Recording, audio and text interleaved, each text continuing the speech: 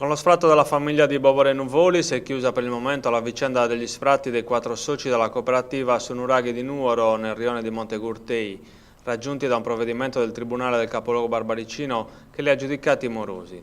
Stamattina è stata la volta dell'abitazione di Salvatore Nuvoli, maestro del folklore, persona molto nota in città anche per il suo impegno nell'ambito dei cori.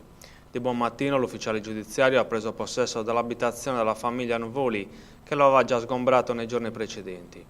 A giugno gli sfratti erano iniziati con quelli della famiglia di Elviro Coloru. Nel rione di Montegurtei si è vissuto qualche momento di tensione per la presenza di alcuni dei soci della cooperativa Sunuraghi che hanno assistito alla presa di possesso dell'abitazione di Nuvoli da parte dell'ufficiale giudiziario. Comunque le 4 famiglie non vogliono arrendersi e sperano che la Cassazione ribalti la sentenza d'appello.